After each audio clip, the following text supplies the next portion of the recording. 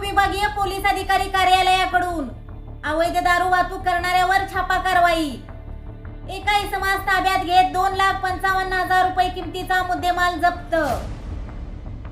याबाबत पोलिसांकडून मिळालेली अधिक माहिती अशी की दिनांक 21/8/2025 रोजी रात्री माननीय श्रीमती राजश्री पाटील उपविभागीय पोलीस अधिकारी कराड विभाग कराड यांना इसम नामे प्रदीप शिवाजी कुंभार वय 48 वर्ष राहणार मोहिते वडगाव तालुका कडेगाव जिल्हा सांगली हा कराड बाजूकडून तासगाव बाजूकडे अवैध देशी दारूची चोरटी वाहतूक करणार असल्याची खात्रीशीर बातमी मिळाली होती। सदर बातमीवरून त्यांनी त्यांच्या कार्यालयातील पथकास सापळा रचून कारवाई करण्याबाबत आदेशित केले होते। त्याप्रमाणे पथकातील अंमलदार यांनी मौजे शेनोली स्टेशन या ठिकाणी कराड ते तासगाव जाणाऱ्या रोडच्या बाजूस सापळा रचून अवैध वाहतूक करणाऱ्या इसमास पकडून कारवाई केली। कारवाईमध्ये एकूण 55,200 रुपये किमतीची देशी दारू व 2 लाख रुपये किमतीची 4 चाकी जप्त करण्यात आली आहे। पोलिसांनी सापळा रचून सदर छापा कारवाई रात्री 9 ते 12 या कालावधीमध्ये केलेली आहे।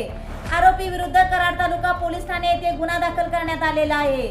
माननीय श्रीमती राजश्री पाटील उपविभागीय पोलीस अधिकारी कराड विभाग कराड यांच्या मार्गदर्शनाखाली पोलीस अंमलदार प्रवीण पवार, सागर बर्गे, दीपक कोळी, मयूर देशमुख यांनी सदरची कारवाई केलेली असून माननीय पोलीस अधीक्षक श्री तुषार जोशी व माननीय अप्पर पोलीस अधीक्षक डॉक्टर श्रीमती वैशाली कडूकर यांनी सर्वांचे अभिनंदन करून शुभेच्छा दिल्या।